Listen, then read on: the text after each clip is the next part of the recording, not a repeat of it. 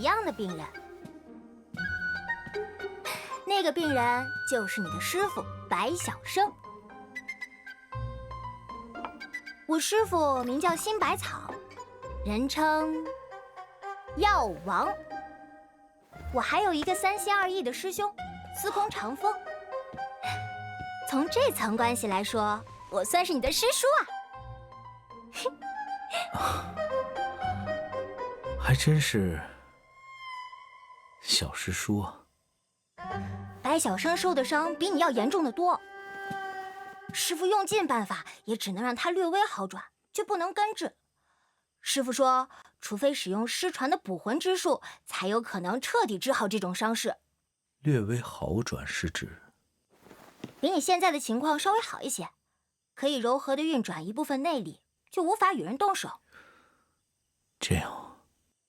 所以，只要我能治好你，那就代表我的医术已经超过师傅了。小师叔还真是有大志向。我是认真的，我会学会那捕魂之术，治好你的隐脉。好。你嘴上说好，心里却是不信的。因为不想抱有希望，这样起码不会失望。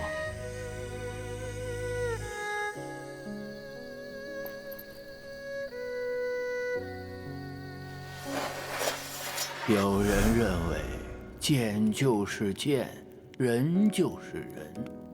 比如你姐，她不愿接过这柄新剑，反而大老远的跑去昆仑求那铁马冰河。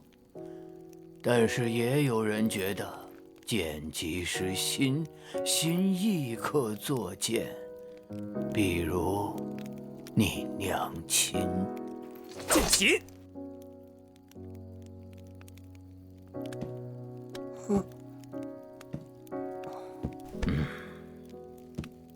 你不要想着控制这柄剑，而是要和这柄剑成为朋友，或者你成为这柄剑。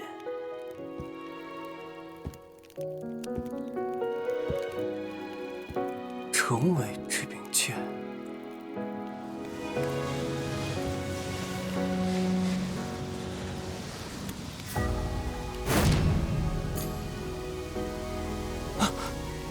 外公，我感觉到了，这剑，它是活的。